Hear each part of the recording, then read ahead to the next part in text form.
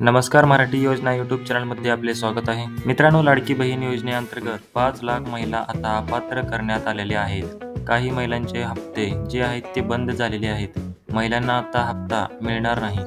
अशा कोणत्या महिला आहेत ज्या महिलांचे हप्ते बंद झालेले आहेत, त्यांना हप्ता मिळणार नाही, ते आपण या व्हिडिओमध्ये थोडक्यात जाणून घेऊयात. व्हिडिओ शेवटपर्यंत पहा. चॅनलवरती पहिल्यांदा आला असाल तर चॅनलला सबस्क्राईब करून ठेवा. अशाच महत्त्वपूर्ण व्हिडिओज तुम्हाला भेटत राहतात. तर चला मित्रांनो, व्हिडिओ सुरू करूयात.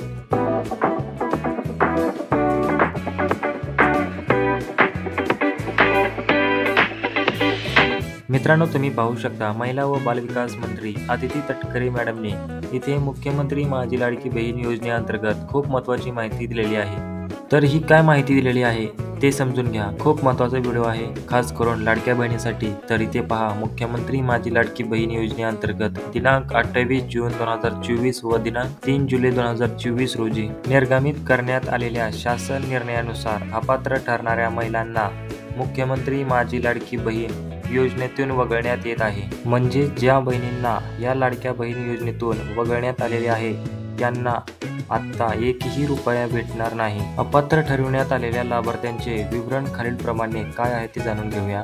संजय गांधी निराधार योजनेच्या लाभार्थी असलेल्या महिला 2,30,000 एवढ्या महिला वगळविण्यात आलेल्या आहेत. तसेच वय वर्ष 65 पेक्षा जास्त असलेल्या महिला 1,10,000, कुटुंबातील सदस्यांच्या नावे 4 चाकी गाडी असलेल्या, नमोशक्ती योजनेच्या लाभार्थी असलेल्या, स्वेच्छेने योजनेतून नाव मागे घेणाऱ्या महिला 1,60,000, एकूण अपात्र महिला 5 लाख महिला या योजनेतून अपात्र झालेल्या आहेत. सर्व पात्र महिलांना मुख्यमंत्री माझी लाडकी बहीण योजनेचा लाभ देण्यासाठी महाराष्ट्र शासन कटिबद्ध आहे. तर महत्त्वपूर्ण ही अपडेट होती. महिलांना हा व्हिडिओ नक्की शेअर करायला विसरू नका. धन्यवाद.